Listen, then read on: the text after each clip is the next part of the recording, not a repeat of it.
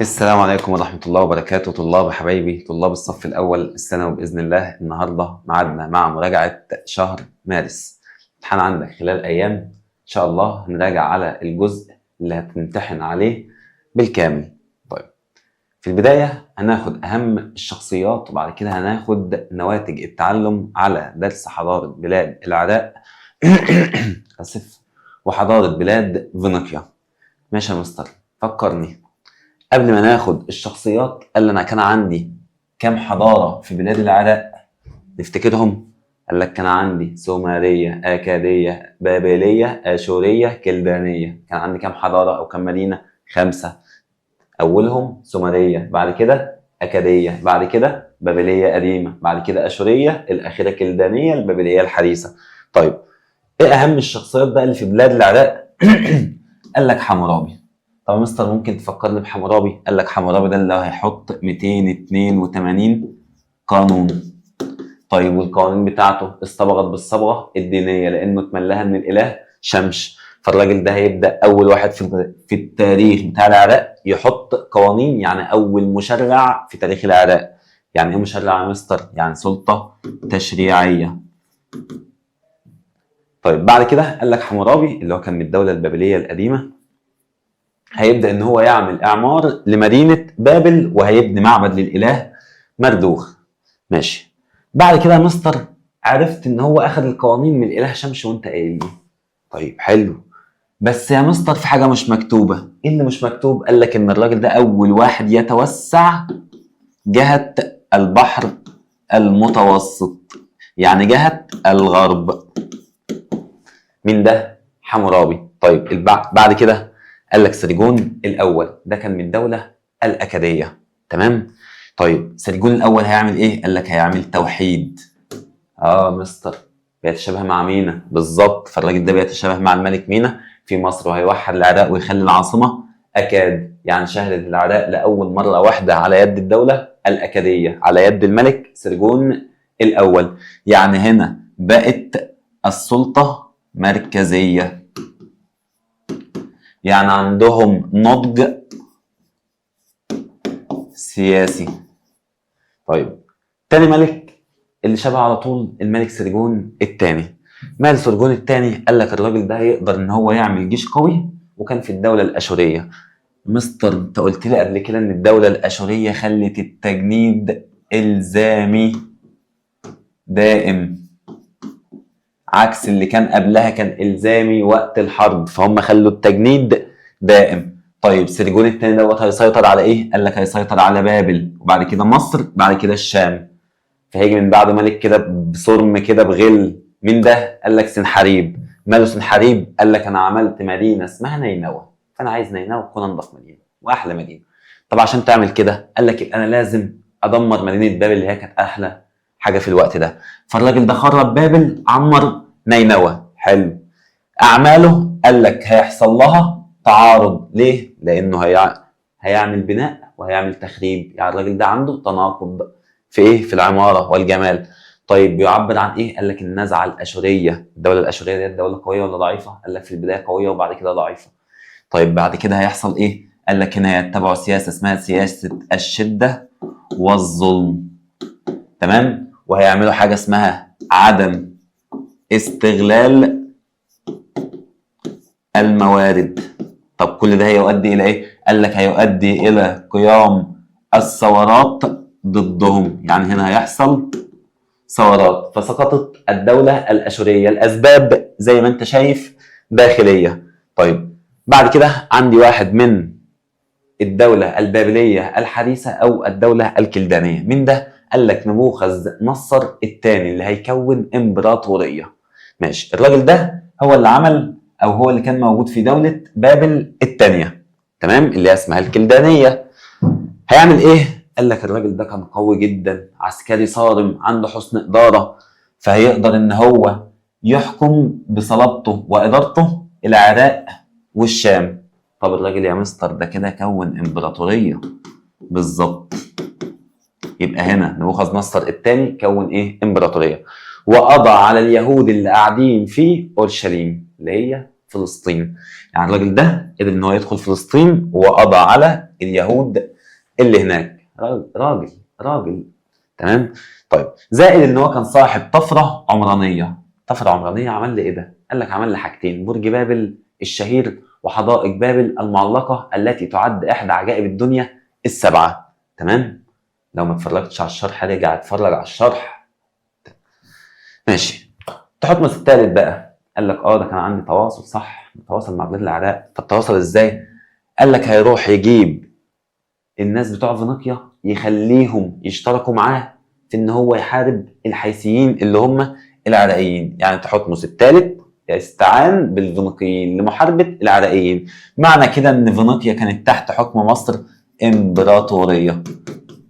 طيب تحتمس الثالث بيتشابه مع مين؟ مع اللي فوق، نبوخذ نصر الثاني. الاثنين كونوا امبراطوريه. مين يا مستر تاني؟ قال لك رمسيس الثاني. تمام. فرمسيس الثاني هيقود معركه قادش، عارفينها من الترم الاول، وهيعمل معاهم معاهده سلام.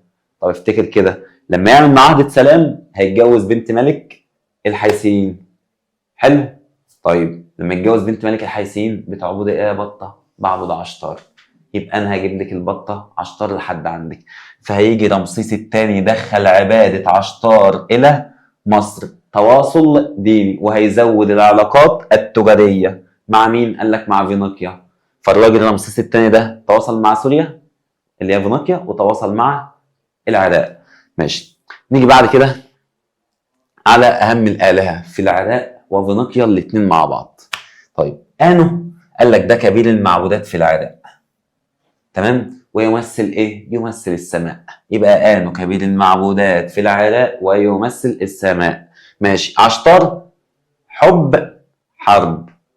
عكس بعض يا مستر ازاي؟ بالظبط، تتميز بالتناقض. لو انت حبيت فلانه، ايه ده؟ اله عشتار هي اللي خلتنا كراش عليها، ولا يا قذر احترم نفسك. ماشي. فهنا عشتار تمثل إلهة الحب وإلهة إيه؟ الحرب. وهتنتقل لمين؟ لمصر في عهد مين؟ رمسيس الثاني لسه قايلينه.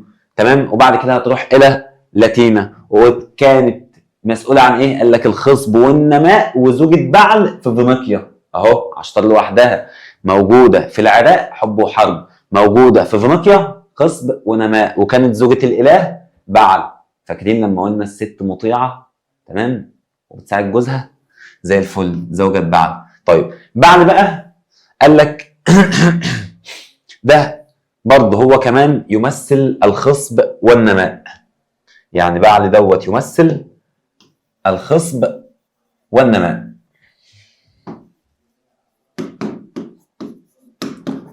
ماشي. أدون أو أزون أو أدونيس، ماله الراجل دوت؟ قال لك ده يمثل قوة الشمس المتجددة التي تهزم الشتاء. يعني هنا ده المسؤول عن المطر ده قوة الشمس المتجددة التي تهزم ايه؟ الشتاء. طيب نيجي بعد كده على الزقورة. يعني ايه الزقورة يا مستر؟ ايه الاسم ده؟ قال لك المعبد يا بابا. معبد في العراق كان اسمه الزقورة. طيب المعبد اللي في العراق ده كان ليه دور ديني، ان هو بيتم فيه شعائر دينية. كان ليه دور ثقافي، حفظ السجلات، تمام، وتعليم. طيب بعد كده كان ليه دور سياسي، تتويج الملك. تمام. يبقى المعبد هنا ليه دور ثقافي زائد دور ديني زائد دور سياسي. طيب هي وظيفة حفظ السجلات ده يا مستر جديدة على المعبد ولا قديمة؟ قال لك لا، ده أصبحت جديدة مع اكتشاف الكتابة المسمارية. ماشي. نيجي بقى على النقط المهمة. قال لك العراق جددت دمائها كذا مرة. كم مرة؟ 3. تمام. طيب يعني ايه جددت دمائها؟ يعني جالها هجرات. طب الهجرات ديت جت لها منين؟ من الجنوب، من شبه الجزيرة العربية. فبالتالي العراق جددت دمائها من جهة الجنوب، يعني استقبلت هجرات إيجابية من جهة الجنوب. طب وظائف الزقورة اللي هو المعبد قال لك اتعددت في ايه؟ كان في دينية، كان في ثقافية، كان في سياسية. ماشي. بعد كده قال لك لما ظهرت الكتابة المسمارية زادت وظائف المعبد، لسه قايلينها. جددت العراق دماء حضارتها من جهة الجنوب من هجرات قادمة من الجزيرة العربية. فبالتالي بيتشابهوا في الأصل العرقي العربي. ماشي. تتعارض أعمال سنحاريب مع أعمال البناء والجمال عندما هدم إيه؟ قال لك عندما هدم بابل وخربها. طب تعددت وظائف الذكورة ما بين إيه وإيه؟ قال لك ما بين الدينية والثقافية. لما ظهرت بالعراء حينما ظهرت بالعراء زادت وظائف المعبد. يا مستر أنت لسه قايل الكتابة المسمارية. طيب كانت التجارة العراقية مع الشام كثيرة. ليه يا عم؟ قال لك لأنها أقرب مكان للعراق كان الشام، فبالتالي التكاليف هتكون كتيرة ولا قليلة؟ قال لك التكاليف قليلة. يبقى بسبب قرب الشام من العراق زادت التجارة بسبب القرب وقلة التكلفة. طيب حدائق بابل المعلقة لما يجي يسألك يقول لك تدل على إيه؟ قال لك على براعة التصميم الهندسي والمعماري، لأن المكان ده يعتبر كان من أحد عجائب الدنيا السبعة. ماشي. اختفت للحروب والصدامات وسومر هي سبب تكون الدويلات بالعراق.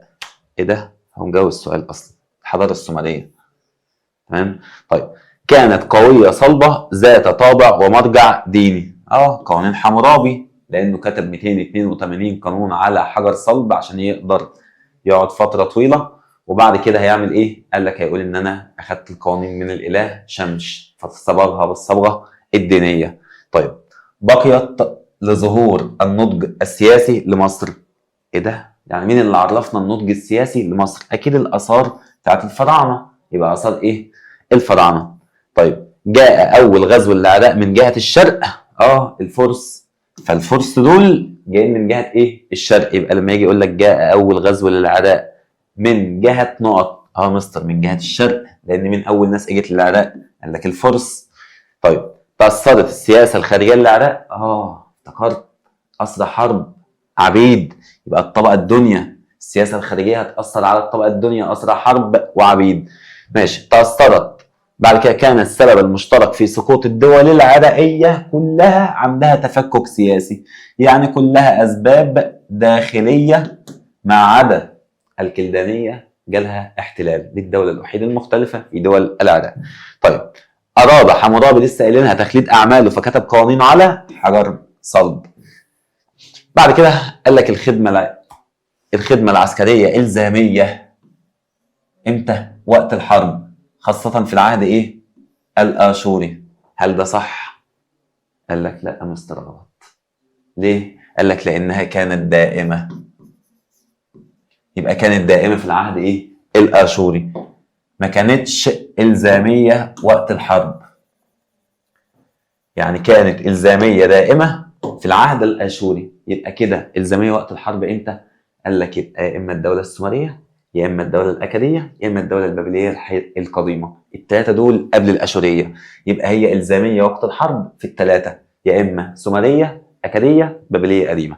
طيب أصبح التجنيد إجباري صلحها هنا في عهد الدولة الآشورية. كان العراق آخر أيام تبادل للنفوذ نقط. قال لك آخر 2 احتلوا العراق مين؟ الرومان والفرس. يبقى منطقة تبادل النفوذ السياسي بين مين ومين؟ بين الرومان والفرس. طيب اشتركت آشور والكلدانيون أنهما من أصل عربي وليهم أصل عرقي. طيب لما الخدمة العسكرية أصبحت إلزامية هتزيد أنهي طبقة؟ أكيد الطبقة الدنيا، لأن الحروب هتزيد. يبقى الطبقة الدنيا زادت في أنهي عهد يا مستر؟ في العهد الآشوري. بعد كده ممكن تزيد إمتى؟ قال لك في عهد الدولة البابلية الحديثة بسبب الإمبراطورية اللي عملها نبوخذ نصر الثاني.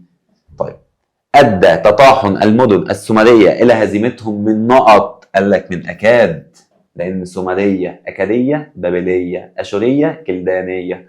يبقى لما تخسر أو تسقط المدن السومرية مين اللي هيجي لهم؟ الدولة الأكادية.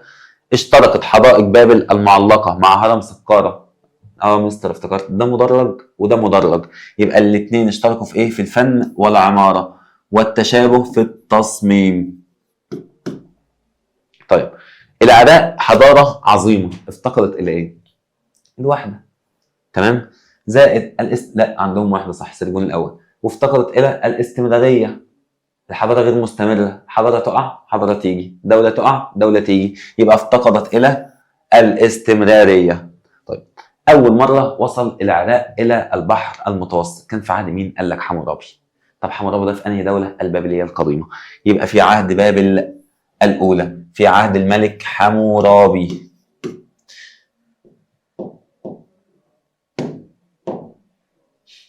كبر شويه.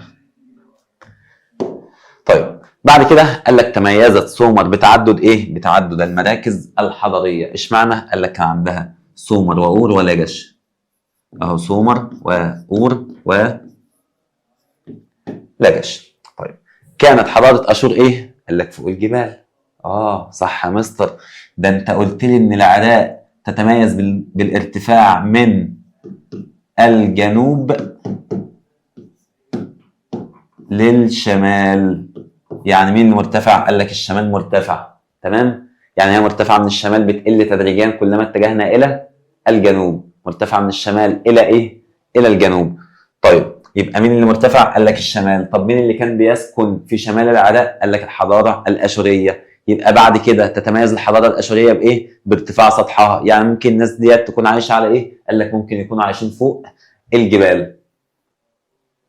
طيب اختلفت العراق عن مصر في الملكيه الزراعيه وطريقه تدوين الوثائق ازاي؟ قال لك هنا كان عندنا البردي على الحجر او الاخشاب. كنا قصدي بنكتب على البردي والحجاره والاخشاب، انما هم كانوا بيكتبوا على ايه؟ على الواح طينيه، الكتابه المسماريه. طيب هدفت قوانين حمورابي الى السلم الاجتماعي او تحقيق الاستقرار. طيب اول من استعمر العراق من الغرب المقدونيين اللي هو الاسكندر الاكبر. طب لو من الشرق يبقى الفرس. اول احتلال من الشرق الفرس، واول احتلال من الغرب المقدونيين.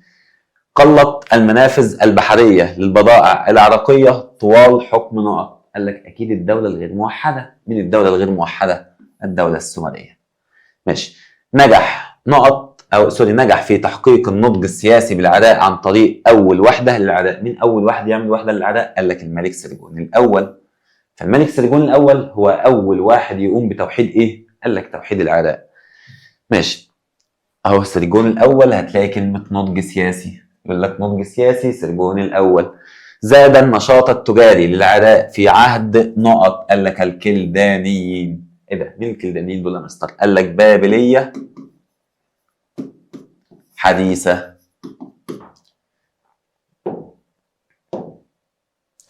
طيب بعد كده قال لك ازدهر بالعراق للاهتمام بايه؟ بالنحت. او ايه اللي ازدهر في العراق والاهتمام بيه؟ قال لك فن النحت. طيب لم يمنع تفوق اشور العسكري الابداع في الفنون المتنوعه ان تكون نقط. قال لك الاعظم ثقافيا في بلاد العراق. كانت الحضاره الاشوريه هي اعظم حضاره ثقافيه في بلاد العراق. بعد كده قال لك مين اللي خالف قواعد الحكمه من غير ما اكمل؟ اشور. والاداره السليمه لموارد العراق اشور. يبقى هنا الحضاره مين؟ الاشوريه.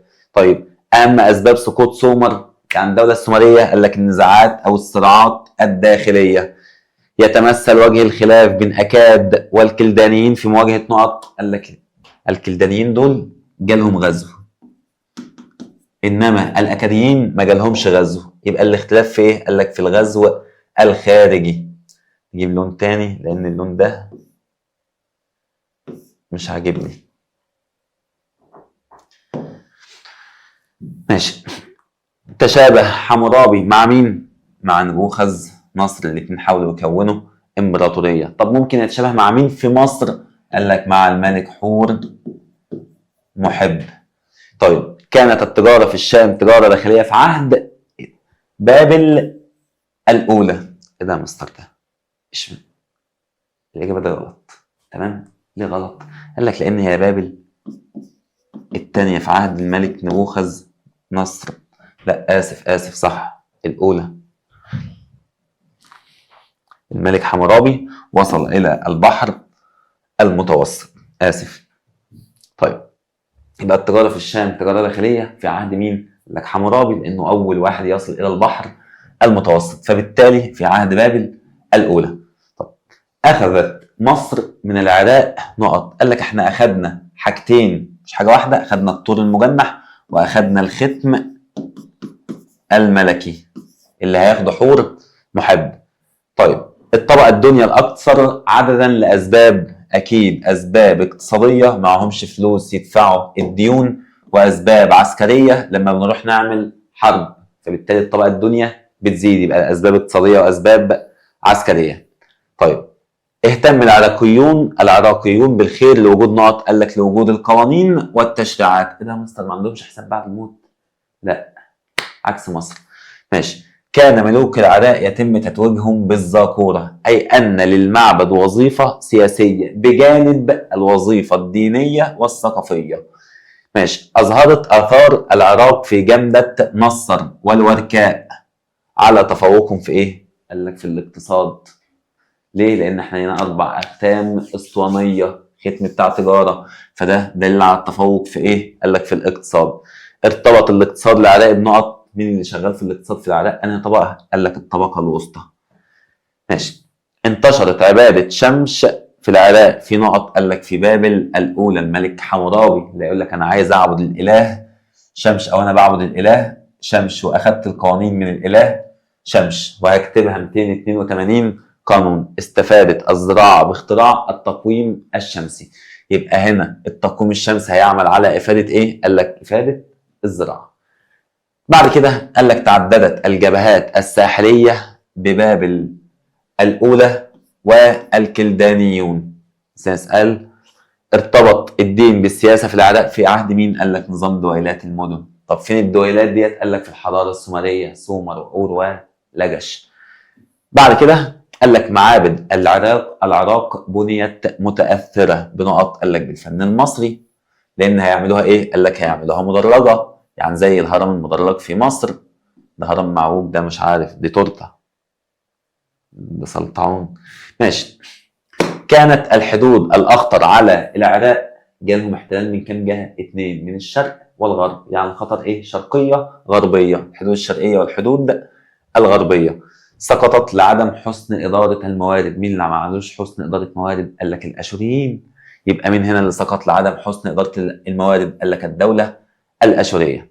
وصلت العراق لقمة النضج السياسي في عهد سرجون الأول، لأنه عمل وحدة. طيب تشابهت العقيدة المصرية والعراقية ولكنها اختلفت في الإيمان بنقط، قال لك لسه قايلينها بالحساب بعد الموت. هم تشابهوا معانا في البعث والخلود، أخذوها مننا، ولكن اختلفت في الحساب بعد الموت. الأكثر تعرضا للحروب الداخلية من غير ما أكمل هي سومر. عندهم حروب داخلية ما بين سومر وأور ولجش، اللي هي الحضارة السومرية. كانت العراق تتحرى الدقة والعدالة في التجارة بدليل استخدام المكاييل والموازين والأختام في التجارة. تمام. طب احنا لقينا أختام يا مستر في مصر؟ فين؟ في محافظة الجيزة، في مدينة جرزة، مش جزرة. تمام. لقينا ايه؟ 4 أختام أسطوانية يرجعوا الحضارتي ايه؟ الوركاء وجمدة نصر. بعد كده قال لك اكثر الاماكن العراقيه لقيام الحضارات هي نقط، قال لك هي الاماكن الوسطى. طيب ممكن ما يجيبليش الوسطى يا مستر، ممكن يجيب لي ايه تاني؟ قال لك ممكن يجيب لك الشرقيه، يعني الوسطى وايه؟ والشرقيه.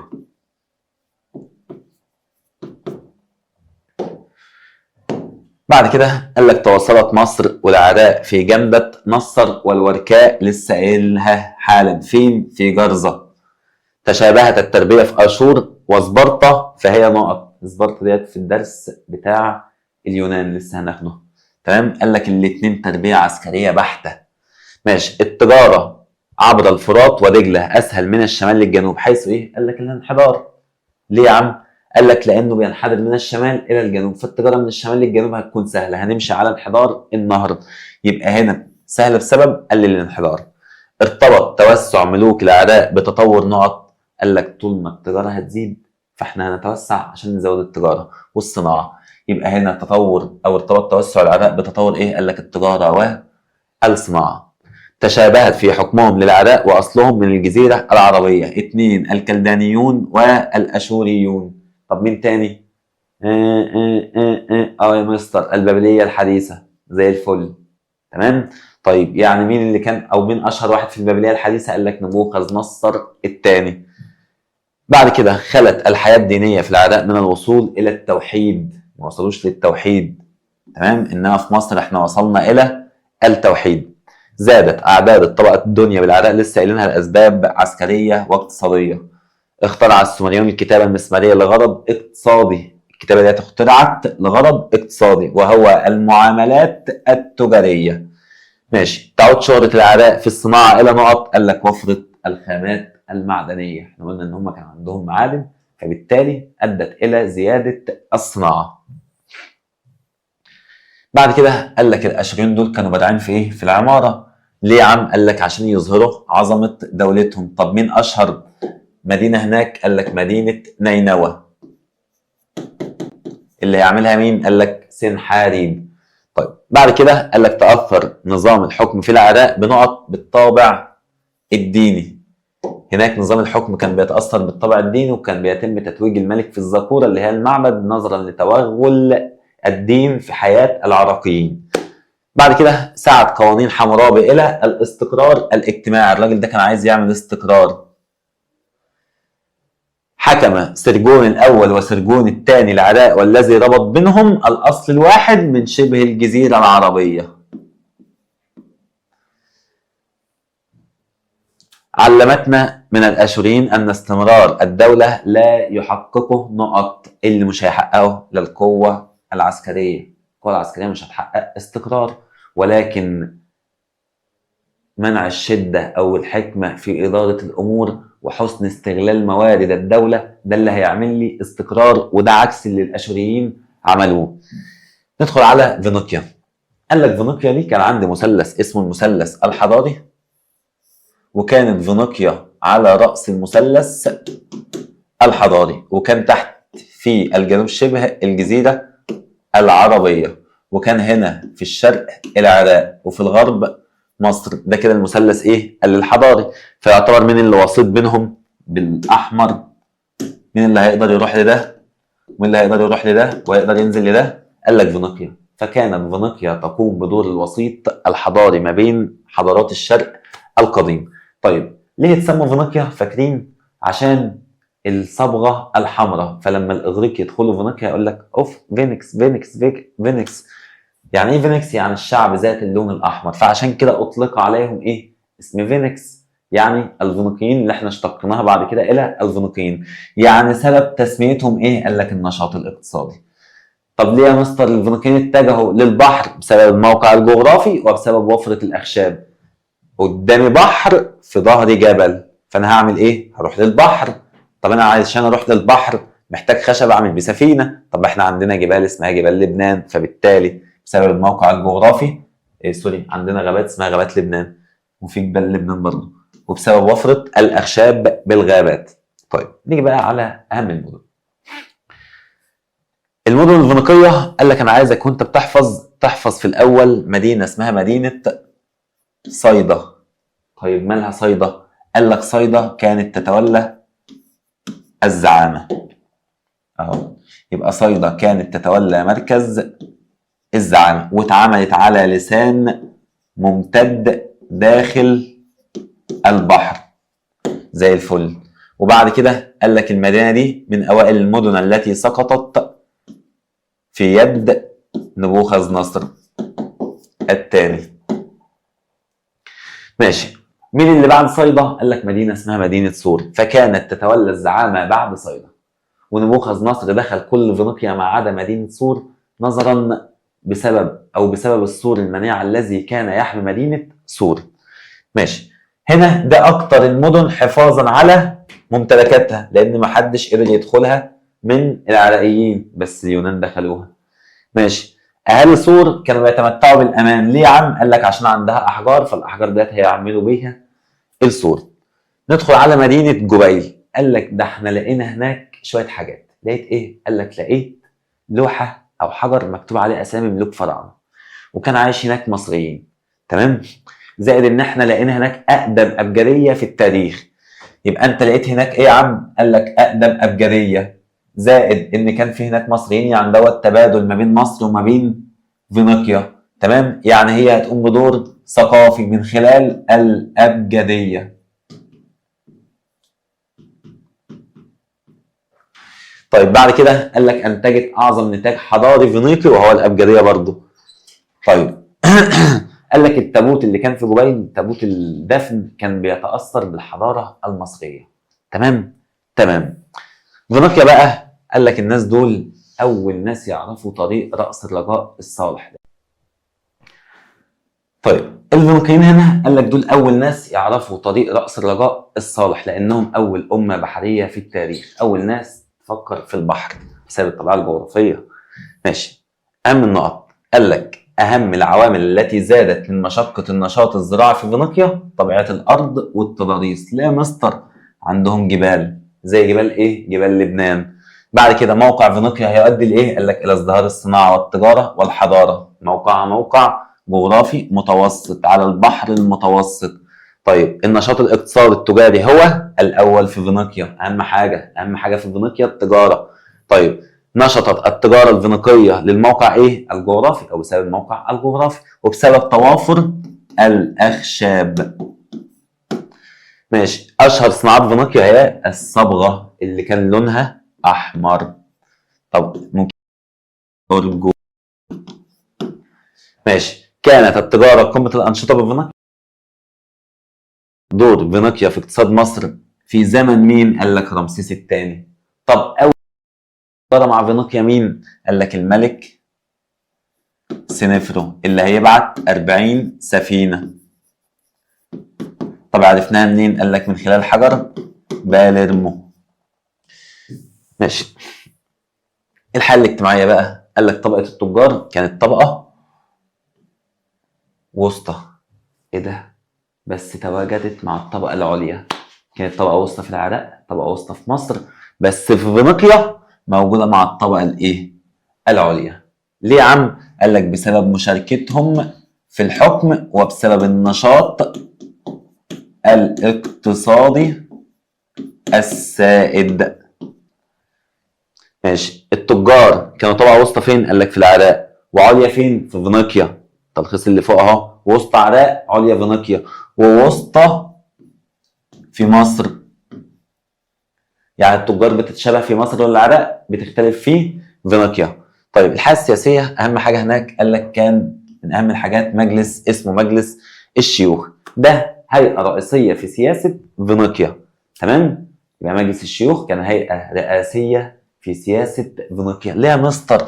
قال لك لان كان ليه سلطه تشريعيه. يعني ايه يا مستر سلطه تشريعيه؟ يعني بيحط قوانين. يبقى مين اللي هيحط القوانين؟ مجلس الشيوخ. يعني النظام دوت اسمه نظام شبه ملكي عشان السلطه مقيده بمجلس الشيوخ ومجلس النواب والكهنه. طب النظام السياسي لفينيقيا يتشابه مع انهي نظام؟ قال لك النظام السياسي لحضاره سومر. ايه ده يا مستر ازاي؟ قال لك هنا دوله غير موحده، وفي السومريه دوله غير موحده، فالنظامين بيتشابهوا مع بعض. طيب الديكتاتوريه الديمقراطيه في بلاد فينيقيا كانتش كامله. ليه يا مستر مش كامله؟ بيظلموا الست، بيجوا على حقوق المراه. لا يا حبيبي، ده الحكم كان مقتصر على فئه معينه وهي فئه الاغنياء. يعني ده كده تقسيم طبقي. ماشي. اختلفت فينيقيا عن مصر والعراق اسف في ايه؟ قال لك في الوحده السياسيه، ما عرفوش واحده خالص. طب وايه تاني؟ قال لك والانشطه الاقتصاديه. العراق ومصر الاثنين النشاط الاساسي الزراعه، فينيقيا النشاط الاساسي التجاره. ماشي. العلاقه بقى بين مصر والمدن الفينيقيه. قال لك وصلت مصر العلاقه بتاعتها في اقصى ذروه ليها في عصر الدوله الحديثه. طيب بدات امتى؟ قال لك في عصر الدوله القديمه. طب ديت كانت علاقات ايه؟ قال لك تجاريه. بعد كده هنروح ان احنا نسيطر على فينيقيا في عهد رمسيس الثاني وتحتمس الثالث. ليه يا عم؟ عشان نامن البعد الجغرافي لمصر ونزود معاهم التجاره شويه. يعني الاسباب ديت اسباب ايه؟ قال لك اقتصاديه اهو، عسكريه، سياسيه. يبقى العلاقات مع فينيقيا ايه؟ اسباب او علاقات سياسيه، عسكريه، اقتصاديه. طب انت كنت بتامن فينيقيا او احتليت فينيقيا ليه؟ قال لك لتامين المجال الحيوي المصري. يعني الاسباب عسكريه وسياسيه. طب بعد كده هيجي لنا ملك اسمه الملك نخاو الثاني او نكاو، هيعمل تعاون مع الفينيقيين عشان يلفوا حوالين قاره افريقيا في رحله هتستمر لمده 3 سنوات. فراح نخاو استعان بالفينيقيين. طب هنا السبب سبب ايه؟ قال لك اقتصادي. اشمعنى اقتصادي؟ لانه عايز يكتشف طرق تجاريه. ماشي. بعد كده اشتركت فينيقيا ومصر ان هم ايه؟ وسيط حضاري ووسيط تجاري، فبتتشابه مع مصر ان هم الاثنين يعتبروا وسطاء حضاري وتجاري.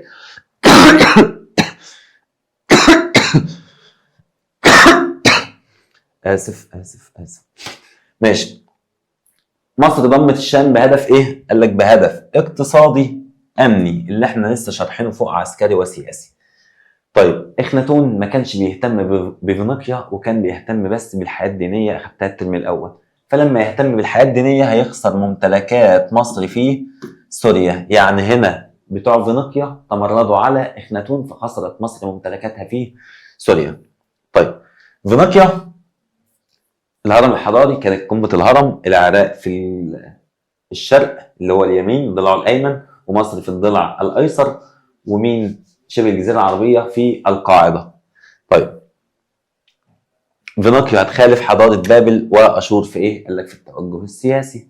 بابل واشور كان عندهم افكار توسعيه، انما فينيقيا ما كانش عندها اي افكار توسعيه بهدف الاحتلال، كانوا بيعملوا استيطان يعني من غير حرب. اكثر ملك او اكتر ملوك مصر وصل بهم الفينيقيين هو مين؟ قال لك تحتمس الثالث. ايه ده اشمعنى يا مستر؟ لان تحتمس الثالث الترم الاول كان بيقوم بتعليم ابنائهم، فده هيؤدي الى الثقه. سيطره مصر على فينيقيا لنقط، قال لك للاستقرار الداخلي لمصر، عايز اضمن الاستقرار الداخلي بتاعي فراح اسيطر على فينيقيا عشان اعمل امن قومي، عشان امن حدود مصر من الخارج، بعمل الدفاع بالعمق. ماشي. سعى ملوك مصر إلى علاقة مع فينيقيا بهدف إيه؟ قال لك حماية المجال الحيوي والاستفادة من ثرواتهم. ماشي. بعد كده قال لك فشل الكلدانيون من الشرق في احتلال إيه؟ فينيقيا. يعني الكلدانيون دول جايين منين؟ قال لك من الشرق. فشل إن هم يحتلوا مين؟ فينيقيا. مستر أنت مش قلت لي إن نبوخذ نصر الثاني دخل فينيقيا ولكنه ما دخلش مدينة سور؟ يبقى فشل الكلدانيون الآتين من الشرق في احتلال فينيقيا. 2. قال لك ساهم الفينيقيون في عهد نخاو بإيه؟ بالكشوف الجغرافية. ابتكرت فينيقيا الأبجرية. الأسباب اقتصادية عشان نسهل المعاملات التجارية.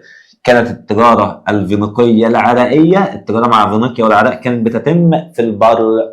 بتتم في إيه؟ في البر. طيب ازدهرت ملاحة فينيقيا بسبب الظروف الجغرافية وإنشاء المستعمرات. فإحنا لما نعمل مستعمرات زي مدينة قرطاجة اللي كانت في الغرب هنبدأ إن إحنا نزود الملاحة زي الفل. تم اختراع الحروف الهجائية. ليه يا عم؟ قال لك عشان ندون المعاملات والاتصال مع الشعوب الأخرى. طب اشمعنى؟ قال لك عشان تكون سريعة، سرعة تسجيل الأحداث. تخصص سكان مدن فينيقيا بالنقل البري. ليه؟ قال لك نتيجة قربهم من حضارات الشرق. زي مين؟ قال لك زي مدينة بعلبك. ماشي. أثرت فينيقيا على الحضارات الأخرى من خلال صناعة السفن. هم أول ناس يصنعوا سفن. آسف. كان الاقتصاد هو أول التفاعل بين مصر وفينيقيا، مما أدى إلى معرفة إيه بعد كده في الآخر؟ قال لك الكشوف الجغرافية في عهد الملك نخاو. إنها فوق كذا مرة. إطلاق الإغريق لقب فينيكس على أول شعوب على ساحل البحر المتوسط دليل على التواصل بين نقط ونقط. قال لك بين الشرق والغرب. من الشرق فينيقيا، من الغرب إغريق. بعد كده قال لك ترتب على اتجاه فينيقيا للبحر نقط. قال لك الاهتمام بالزراعة، بدأوا إن هم يحولوا سفوح الجبال إلى أراضي زراعية. هنزرع الحبوب في السهول عشان نعمل أمن غذائي، وهنزرع بعد كده الباقي على الجبال، وهنهتم بالصناعة، وبعد كده هنتوسع خارجيا. تمام. زي حضارة إيه؟ أو زي مدينة إيه؟ قرطاجة. طب اختلفت قرطاجة عن فينيقيا في إيه؟ قال لك فينيقيا كان نظام شبه ملكي، قرطاجة جمهوري. يبقى في النظام السياسي. تمام. أهو سياسيا. وأول علاقات مصر وفينيقيا كانت في المجال الاقتصادي. مين اللي عمله؟ سنفرو، لما هيبعت 40 سفينة عشان تستورد خشب الأرز.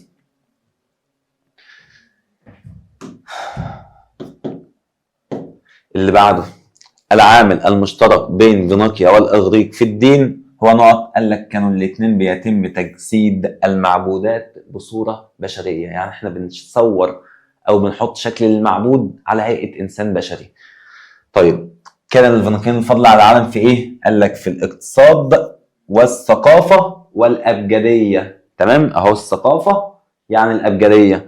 يبقى الفينيقيين كان لهم الفضل على العالم من حولهم في الجانبين نقط ونقط. اقتصاد لانهم اول امه بحريه، ثقافه لانهم اخترعوا الابجديه. أدى موقع فينيقيا على البحر بين الشرق والغرب إلى ازدهار العمارة الحربية. إيه ده يا مستر مش فاهم؟ قال لك مش هم يعملوا مدينة اسمها مدينة سور؟ صح، ويعملوا مدينة اسمها مدينة قرطاجة.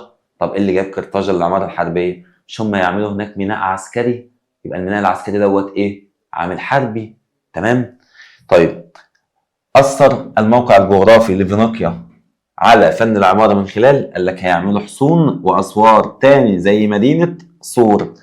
نجح الفينيقيون في الاستفادة من حدودهم الطبيعية الغربية في إنشاء، قال لك الموانئ التجارية والموانئ العسكرية. كده بإذن الله نكون أخدنا جزء صغير أو يعتبر الجزء المراجعة اللي عندك، وبإذن الله تدخل تقفل الامتحان. واستنونا إن شاء الله في فيديوهات الشرح وحل الأسئلة والمراجعات. أشوفكم على خير، مع السلامة.